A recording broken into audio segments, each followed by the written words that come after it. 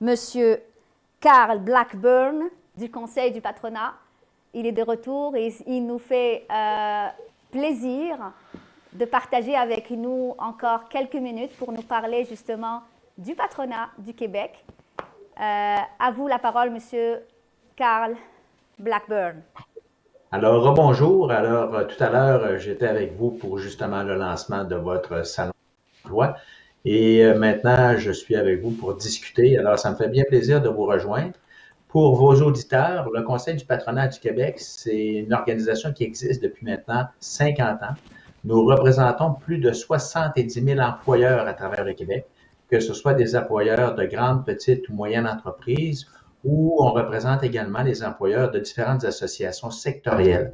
Alors, bien évidemment, notre rôle dans les derniers mois, dans la dernière année tout particulièrement, a été, je dirais, drôlement mis à l'épreuve, si je peux le dire de cette façon, compte tenu de la pandémie, compte tenu, bien sûr, de la conséquence ou des impacts de la pandémie sur l'économie du Québec et sur l'économie mondiale. Bien malgré nous, tous, nous avons été mis sur pause une certaine période de temps et par la suite, on a réussi à se relever. Et on voit bien là avec la lumière au bout du tunnel, avec l'arrivée des vaccins, les personnes les plus vulnérables qui seront vaccinées, donc seront protégées d'une certaine façon.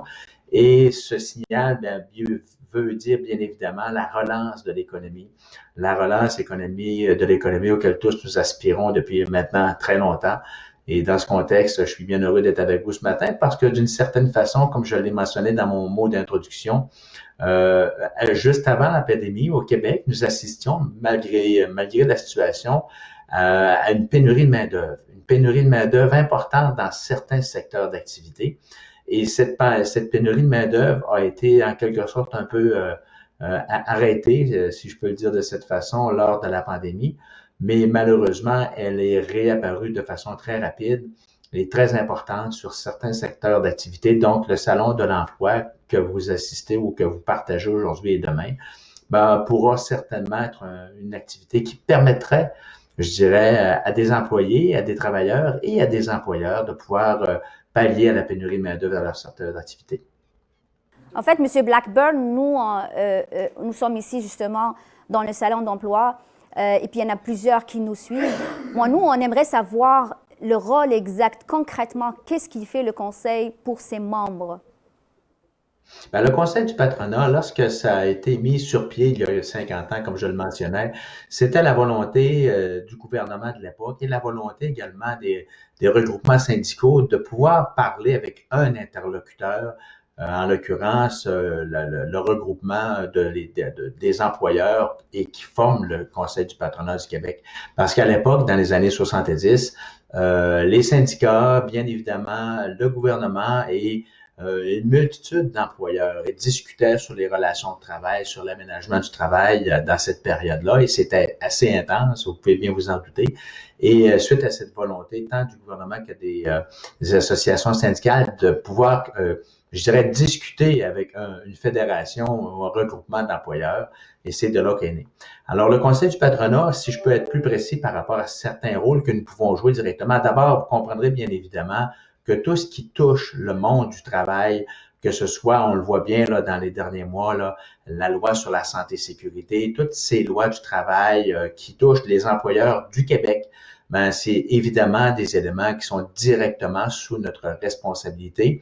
Et nous, pour les membres du Conseil du patronat du Québec, notre rôle, c'est de s'assurer d'une part qu'avec les gouvernements, tant le gouvernement provincial que le gouvernement fédéral, que nous puissions faire entendre la voix des employeurs, les préoccupations des employeurs et bien évidemment pouvoir, je dirais, consulter ou faire valoir le point de vue des employeurs auprès des instances gouvernementales. Alors, on l'a vu dans la dernière année, principalement, le rôle très important que le Conseil du patronat du Québec a joué, je dirais, dans cette situation exceptionnelle au niveau de l'économie dans laquelle on a été plongé. Alors, si je peux donner quelques exemples, dès le départ de la pandémie, le Conseil du patronat du Québec a fédéré les autres organisations économiques du Québec par rapport à mesures, par rapport à des actions qui pouvaient être prises avec les gouvernements. Alors, on a joué un rôle de leader sur ces aspects-là et on a l'occasion, je dirais, sur une base presque quotidienne, mais à tout le moins une base hebdomadaire, de pouvoir discuter avec les leaders économiques, tant du gouvernement du Québec que du gouvernement fédéral. Ce matin, nous avions le ministre Fitzgibbon qui participait à votre lancement également du Salon sur l'emploi. Alors, avec M. Fitzgibbon, nous avons l'occasion de collaborer à chaque semaine sur des mesures concrètes qui pourraient être mises en place par les gouvernements pour faire une relance économique. D'abord, il y a comme 2 ou 3 moments extrêmement importants dans lesquels on a été plongé dans la dernière année.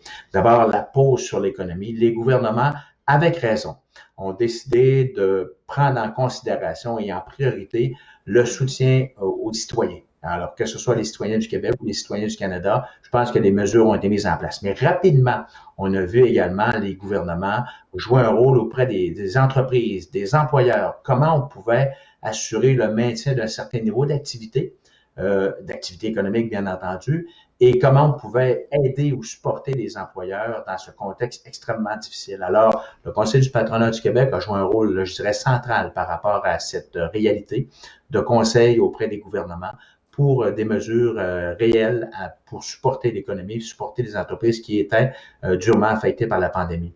Mais également, on travaille aussi avec d'autres organisations. Je vais vous donner un exemple qui est celle du G15+. Le G15+, c'est un regroupement d'organisations ou d'associations au Québec, mais des associations et des organisations qui n'ont pas la même mission, la même vision les unes des autres. Je pense entre autres à des centrales syndicales, je pense entre autres à l'économie sociale, à des organisations environnementales, bien évidemment le Conseil du patronat. Donc, ensemble, nous avons réussi à nous fédérer. On parle d'un groupe de G15+, donc on parle de 15 organisations avec des visions et des missions différentes. Par contre, on est arrivé quand même à dégager un large consensus sur une trentaine de propositions visant une relance économique sécuritaire et durable. Alors là-dedans, il y a des mesures de conseil auprès des gouvernements pour des mesures concrètes de support à l'économie, de relance de cette économie, mais en fonction justement de certains critères nouveaux en lien avec le développement durable, le développement, la pérennité du développement. Si on prend par exemple les contrats publics que le gouvernement peut jouer un rôle extrêmement important dans cette relance économique, ben peut-être d'accorder davantage des critères sur la durabilité, la qualité des ouvrages pour ainsi éviter de prendre nécessairement le plus bas soumissionnaire, mais permettre de regarder justement des critères en lien avec l'environnement. Alors, c'est des éléments sur lesquels on a travaillé concrètement. Alors, je dirais que le Conseil du patronat du Québec est au cœur des enjeux économiques, des enjeux politiques. Le dialogue social fait partie de notre ADN et dans ce sens-là, dans les 50 dernières années, nous avons joué un rôle important de conseiller auprès des gouvernements pour nos membres. Et on espère de pouvoir jouer ce rôle dans les 50 prochaines années, pas avec moi, mais avec l'organisation qui va pouvoir survivre pour les 50 prochaines années. C'est un excellent rôle, justement, dans l'économie du Québec. Vous êtes actuellement un fédérateur, un catalyseur, mais aussi quelqu'un qui participe justement dans la législation québécoise. Maintenant, vos membres, à vous, les 70 000, ils ont sûrement des enjeux différents parce qu'ils sont de multiples, différentes en fait sphères de l'économie. Il y a la petite entreprise, la moyenne, la grande entreprise. Les enjeux sont généralement différents, même si l'enjeu principal actuellement au Québec, c'est la relance économique, mais les enjeux des sous-catégories de vos membres sont différents. Parlez-nous un peu des enjeux de la moyenne entreprise actuellement et comment vous les traitez. Ben d'abord, l'enjeu principal des membres et du CPQ, je dirais, c'est tout ce qui concerne le capital humain. D'abord, le capital humain, on le fait tantôt, la description, la pénurie de main-d'œuvre est un enjeu extrêmement important. Mais dans cette relance économique dans laquelle nous nous inscrivons, que ce soit les petites, les moyennes et les grandes entreprises, il y a certains secteurs de l'activité ou de l'économie qui ont été durement affectés et on assiste à une relance économique en K. Souvent, on entend parler de relance économique en V, en W, en L. Maintenant, on parle d'une relance économique en K. Pourquoi une relance économique en K? En mars 2020, il y a eu un arrêt vraiment brusque de l'économie. Et depuis ce temps, il y a certains secteurs qui sont vraiment en croissance, alors que d'autres secteurs continuent d'être en décroissance, d'où l'appellation d'une relance économique en K. Alors, ces secteurs qui sont en croissance nécessitent d'avoir accès à du capital humain, à de la main-d'œuvre qualifiée pour justement être être capable de relever ces défis de croissance. Donc, ce que les employeurs ont besoin à court terme, c'est soit du rehaussement de compétences ou de la formation pour certains travailleurs pour occuper ces postes névralgiques. Parce qu'on le voit bien, la pénurie de main-d'œuvre, occasionne un ralentissement dans certains secteurs. Et pour pallier à ça, il est important pour le gouvernement du Québec et le gouvernement fédéral de pouvoir mettre en place des mesures ou des programmes de formation rapides, flexibles, agiles, pour justement permettre de qualifier des travailleurs pour occuper ces postes, parce que malheureusement, certains autres secteurs de l'économie sont disparus ou vont disparaître. Et en même temps, il y a déjà des travailleurs dans certains secteurs qui sont en croissance qui peuvent recevoir un rehaussement de compétences. Alors, on le voit bien que le rehaussement de compétences peut permettre à des employés de grandir à l'intérieur des installations dans lesquelles ils œuvrent. Et dans ce contexte, la formation, le rehaussement de compétences, c'est un élément qui est extrêmement important pour les employeurs au Québec. Et c'est vraiment la priorité sur laquelle, bien sûr, on travaille avec le Conseil du patronat, avec les membres autour de nous. Mais bien évidemment, il y a une multitude de mesures fiscales, de mesures économiques qui doivent être considérées également à la veille des budgets du gouvernement du Québec et du gouvernement fédéral. Alors, il y a plusieurs de ces mesures qui doivent nécessairement être incluses dans les budgets du gouvernement fédéral et provincial pour assurer cette relance économique parce que, bien évidemment, ça a frappé fort. Ça a frappé fort partout à travers le Québec. Et dans ce sens-là, cette relance va pouvoir se réaliser, se faire, mais également en comptant sur l'appui dans certains secteurs des gouvernements. On le voit bien à titre d'exemple que, par exemple, le secteur touristique, qui est extrêmement important pour le développement économique de tout le Québec, malheureusement, c'est un secteur qui est frappé durement et qui est frappé plus longuement que d'autres secteurs, le secteur de la restauration, par exemple. Donc, ces deux secteurs, à titre d'exemple, qui vont faire partie de la relance, puisqu'il va y avoir une relance dans ces secteurs d'activité, devront recevoir, je dirais, des programmes spécifiques pour les aider, les accompagner à participer à cette relance, parce que malheureusement, ça les affecte sur une plus longue période. Alors, il y a plusieurs éléments concrets qui nous interpellent de façon prioritaire, mais je vous cacherai pas que tout ce qui concerne le capital humain, c'est pour nous une priorité essentielle à la relance. Donc, si je comprends bien, vous avez des secteurs à prioriser dans votre démarche de la relance économique avec le gouvernement provincial et fédéral. Et ces secteurs-là sont principalement de la culture, le tourisme, la restauration. Ça, c'est au Québec, n'est-ce pas? Ouais. Quel serait le message à leur transmettre justement à ces trois secteurs ou quatre secteurs qui sont fortement touchés par la pandémie pour qu'ils puissent justement avoir cet espoir dans le demain? D'abord, je dirais le champ d'action du Conseil du patronat du Québec ne se limite pas à trois secteurs de l'activité économique. Au contraire, on touche tous les secteurs de l'activité économique qui sont présents au Québec, que ce soit des secteurs industriels, des secteurs touristiques, des secteurs immobiliers, des secteurs de commerce de détail, des secteurs de numérisation, des secteurs de robotique, des secteurs environnementaux. Donc, on touche à tous les secteurs de l'activité économique, quels qu'ils soient au Québec, à travers toutes les régions du Québec.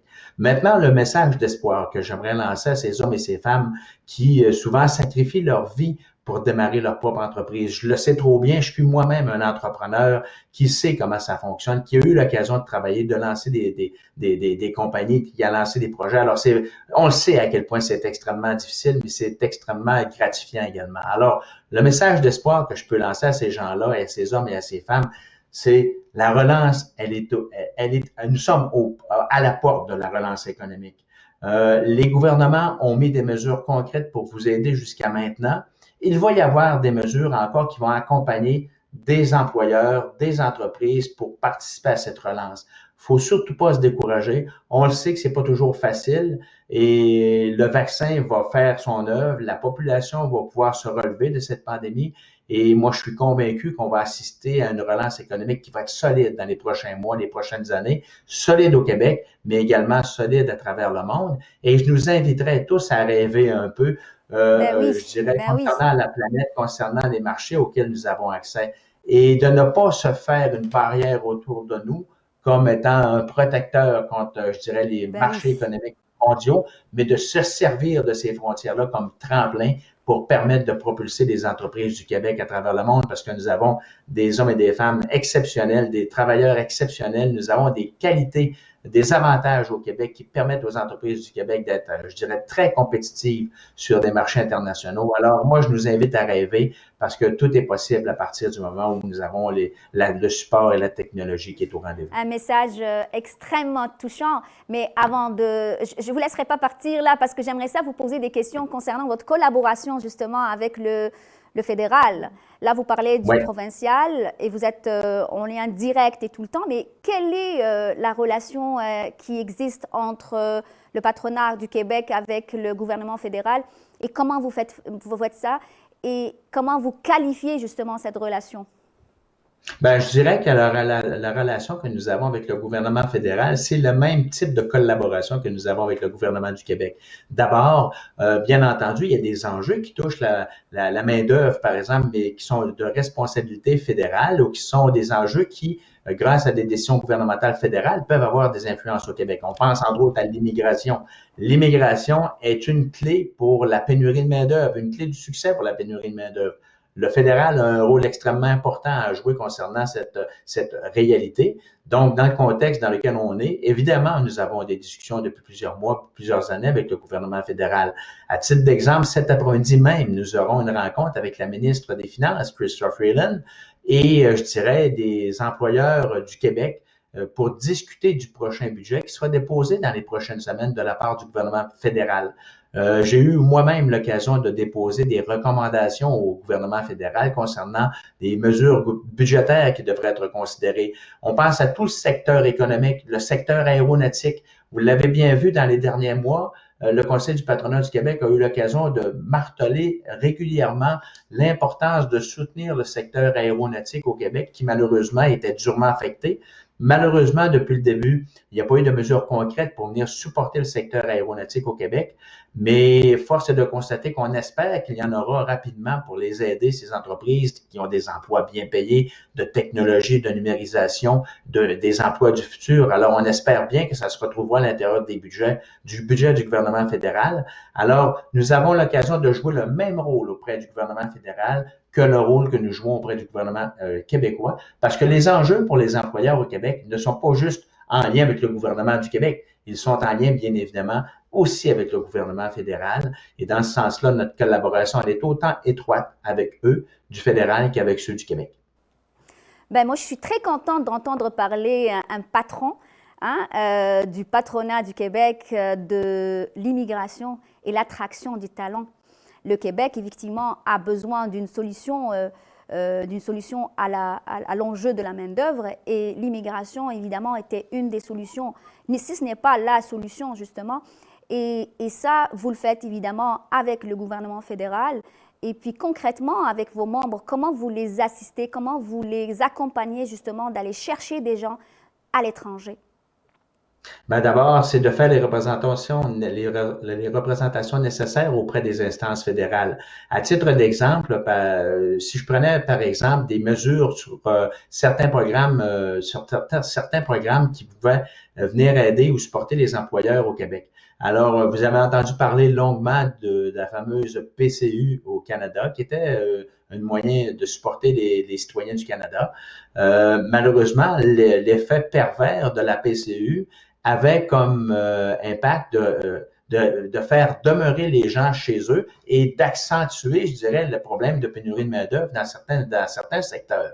Donc, on a eu l'occasion auprès du gouvernement fédéral de trouver une façon d'arrêter, je dirais, le programme de la PCU pour permettre aux employeurs du Québec et aux employeurs de tout le Canada, parce que la PCU était bien évidemment partout à travers le Canada, mais pour permettre aux employeurs de ne pas avoir à compétitionner contre le gouvernement concernant la pénurie de main-d'œuvre. Alors ça, c'est des éléments concrets que nous avons eu l'occasion de jouer, d'informer le gouvernement fédéral. Sur les éléments d'immigration sur lesquels vous posez la question plus précisément, bien évidemment, au Québec, le Québec est maître d'œuvre concernant les différentes mesures ou les différents programmes d'immigration.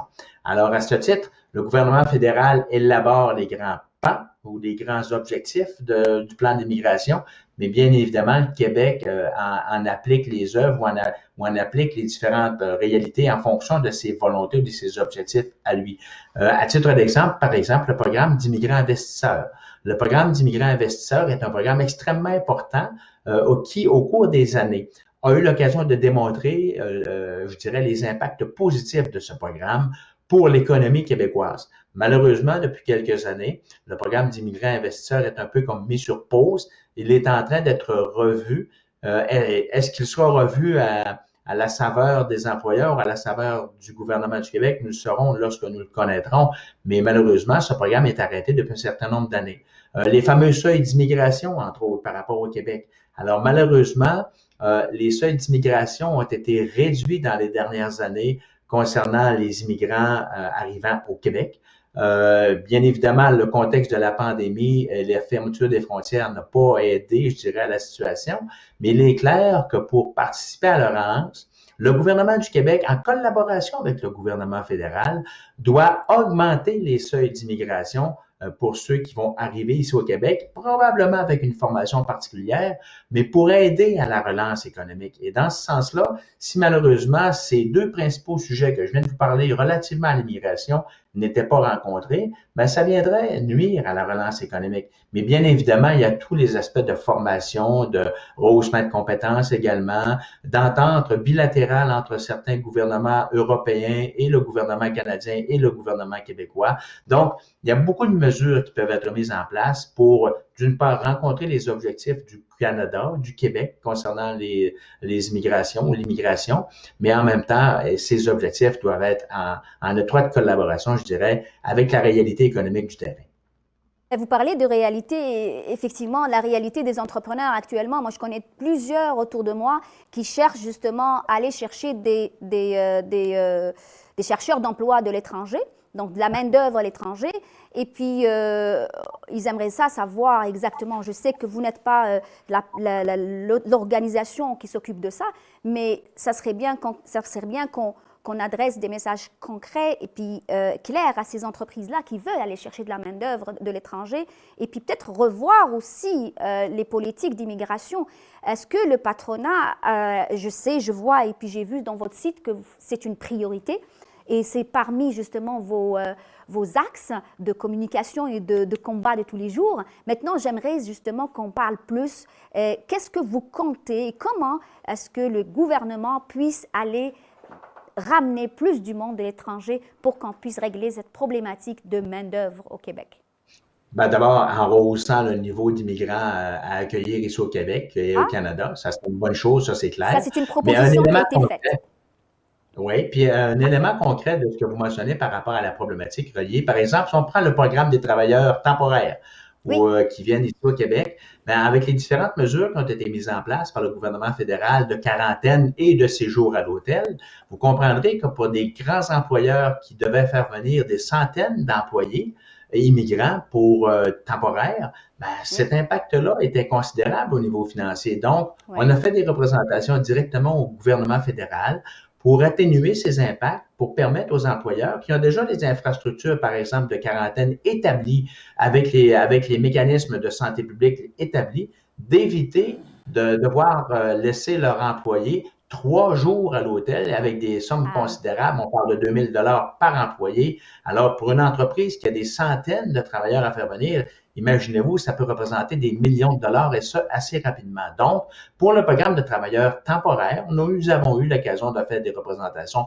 directes auprès du gouvernement fédéral pour justement permettre à ces employeurs de pouvoir éviter d'utiliser ces systèmes et ainsi minimiser les conséquences économiques. Alors ça, c'est des gestes concrets que nous avons posés, que nous continuerons de poser parce qu'il y a bien évidemment la réalité gouvernementale, la réalité réglementaire, mais il y a la réalité du terrain également. Et souvent, il y a des choses qui ne se ressemblent pas. Donc, on a un rôle de facilitateur pour simplifier, mettre plus d'agilité, plus de flexibilité dans les mains du gouvernement du Canada et du Québec. Et à titre d'exemple, je l'ai mentionné la semaine dernière, entre autres au ministre Fitzgibbon du Québec, au ministre Champagne au fédéral ou au ministre Boulay au niveau du Québec, ce qui a permis, je dirais, dans la dernière année, d'éviter des situations problématiques importantes en termes d'impact économique reliés à la pandémie, c'était justement des ministres qui avaient la capacité d'être réactifs, d'être rapides, de changer des choses qui malheureusement étaient retardées par la machine Pourquoi? Ben, pour faire de cette relance économique un succès. Alors, je pense qu'on doit s'inspirer de ces avantages importants que ça nous a permis de découvrir durant la pandémie avec des ministres qui avaient cette capacité d'agir, d'interagir rapidement pour s'en inspirer pour le futur parce que malheureusement, on le voit bien, des fois, trop souvent, la machine empêche, je dirais, le système de fonctionner rapidement et correctement en lien avec la réalité économique. Et dans ce sens-là, ben, le Conseil du patronat du Québec va continuer de jouer un rôle de leader pour aider les gouvernements à aider les employeurs du Québec à faire de cette relance un succès. C'est très encourageant et c'est très rassurant d'avoir à la tête du patronat des gens qui sont soucieux justement des enjeux des entreprises et des entrepreneurs. Je vous félicite pour cette mission. Avant de finir, j'aimerais ça que vous nous parliez de vous, de votre entreprise. Ben, moi, je suis un fils d'entrepreneur. Alors, mon père avait des magasins d'alimentation dans les années 80. Moi, j'ai eu l'occasion de travailler dans ce secteur-là d'activité. Nous avons opéré plusieurs commerces de détail. Donc, nous avons développé, je dirais, quand je dis nous, c'est notre famille, des magasins de commerce de détail. Bien évidemment, nous avons également contribué au développement économique dans la région du Saguenay-Lac-Saint-Jean avec, entre autres, de l'immobilier commercial. Et depuis la mi-90, nous avons aussi développé beaucoup dans le secteur des résidences pour personnes aînées autonomes. Alors, le milieu, je dirais, le milieu entrepreneurial, le milieu économique, je connais bien ça. J'ai eu l'occasion également de servir à l'Assemblée nationale comme député, donc de représenter les citoyens d'une circonscription qui était celle de Roberval. Alors, j'ai une connaissance, je dirais, assez approfondie du fonctionnement de l'appareil public. Et avant de joindre les rangs du Conseil du patronat du Québec, j'étais au service d'une multinationale, l'une des plus grandes entreprises des produits du bois, produits forestiers résolus. Et mon rôle consistait à être responsable des relations gouvernementales et des relations publiques au Canada. Donc, j'ai développé ces connaissances en lien avec les échanges commerciaux, bien évidemment dans le dossier du bois d'œuvre, les conflits commerciaux avec les Américains. Donc, j'ai un bagage d'entrepreneur, j'ai un bagage de fonctionnement de l'appareil gouvernemental, j'ai un bagage du fonctionnement d'une multinationale qui a des échanges commerciaux avec plusieurs pays. Et bien évidemment, ces différentes cordes à mon arc m'aident à jouer un rôle, je l'espère bien, efficace à la tête du Conseil du patronat du Québec. Lorsque l'opportunité s'est présentée pour moi, je l'ai acceptée avec beaucoup d'humilité. Il est clair que je ne connais pas tous les secteurs, que je ne connais pas tous les domaines, mais ma volonté de découvrir, de servir et de bien représenter les employeurs du Québec va me permettre justement de jouer ce rôle qui est extrêmement important. Et la situation exceptionnelle dans laquelle on se retrouve, parce que bien évidemment, la pandémie a créé des conséquences économiques importantes pour, je dirais, l'économie canadienne, l'économie mondiale. Certains secteurs de l'économie, je dirais, ont été vraiment affectés. Il y en a qui malheureusement ont perdu l'effort d'une vie concernant des entreprises. Mais je me dis que il y a certainement des opportunités qui nous sont offertes comme citoyens dans ce contexte. Et ces opportunités n'ont pas de frontières. Ces opportunités, je ne pense pas qu'il faut qu'on s'en inspire pour nous fermer. Au contraire, on doit les relever. Je prends par exemple le forum sur l'emploi que vous êtes en train de tenir de façon virtuelle. Il aurait été facile pour les dirigeants du forum, du Salon de l'emploi de dire, ben écoute, on ne le fera pas parce que c'est pas possible de le faire de façon présentielle. Ben, les gens se sont relevés les manches, ont décidé d'utiliser la technologie qui est au rendez-vous pour le tenir et je pense que ça, c'est tout à votre honneur. Alors, il y a de ces belles opportunités qui s'offrent à nous comme société dans les prochains mois, les prochaines années et je pense qu'on peut continuer de faire mieux ce qu'on faisait déjà bien, qu'on arrête de faire ce qu'on faisait moins bien et qu'on utilise, je dirais, peut-être cette nouvelle façon de voir les choses pour lancer des nouveaux défis, lancer des nouveaux secteurs d'activité. La numérisation, la robotisation, les changements numériques sont là. Ça fait plusieurs années qu'on en parle. Si on avait voulu, je dirais, embarquer dans ces changements fondamentaux de notre économie, le faire d'une façon régulière, probablement que ça aurait pris 5-10 ans avant d'y arriver. Ben, en mars dernier, nous avons été plongés dans le 21e siècle.